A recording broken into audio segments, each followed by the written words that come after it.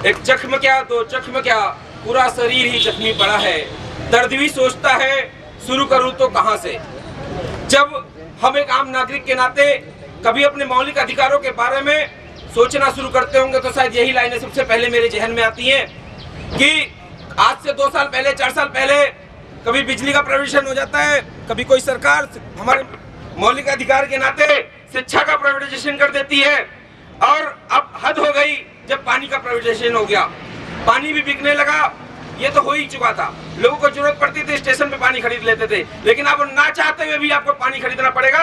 ये देश का दुर्भाग्य है। इस देश की सरकारों ने जिस तरह से अभी 2002 के ऊपर जो पानी के ऊपर एक नीति सरकार लाई है, जिससे ये लगता है कि शायद अब देश में नदी कूप कुएं सबका प्राइवेटाइजेशन हो जाएगा। शायद कोई रिलायंस, कोई टाटा, कोई ला या कोई स्टील कंपनी या कोई और कंपनी आकर इन सबको 1 रुपए के लीज पर, जैसे बिजली को 1 रुपए की लीज में दिल्ली की बिजली को इस देश की प्राइवेट कंपनियों को दे दिया गया।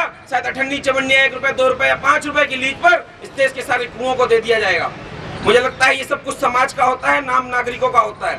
हम लोगों की नैतिक जिम्मेदारी है, अगर हमारे पड़ोसी पे जुल्म हो रहा हो और हम नहीं उठते तो अगला नंबर हमारा, ऐसा कहा जाता है। दिल्ली के 3 बड़े क्षेत्र नागलोई, सरता विहार और बसंत कुंज जैसी कॉलोनी का आज बिजली के पानी का प्राइवेटाइजेशन हो चुका है। अगला नंबर हमारा है, ये तय है। अगर अभी हम नहीं जागे तो मैं आपको विश्वास दिलाता हूँ कि पहले दिल्ली, मुंबई, चेन्नई जैसे महानगरों का, फिर कुछ बड़े 20 नगरों का, और आने वाले 5, 6, 10 सालों में देश के गांव तक का पानी प्राइवेट हो जाएगा।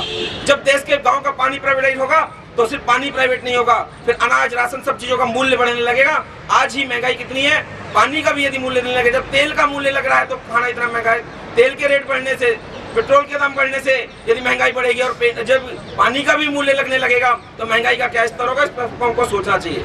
मैं दिल्ली विश्वविद्यालय छात्र संघ के साथ जुड़ा रहा, मैं विद्यार्थी परिषद का कार्यकर्ता रहा, यूथ अगेंस्ट करप्शन ऐसे फोरम में रहा। इन सबके तरफ से मैं आपको विश्वास दिलाता हूँ कि अब यह आंदोलन यदि यूनिवर्सिटी से उठेगा तो यूनिवर्सिटी में एक आवाज बनेगी। पानी का यह आंदोलन मात्र कॉलोनियों का आंदोलन नहीं रहेगा। मैं आपको विश्वास दिलाता हूँ कि हम सभी लोग मेहनत कर इसे कैंपस से लेकर, सड़क से लेकर संसद तक आंदोलन, जहाँ भी हमारी आवश्यकता होगी हम आपके साथ खड़े नजर आएंगे। धन्यवाद।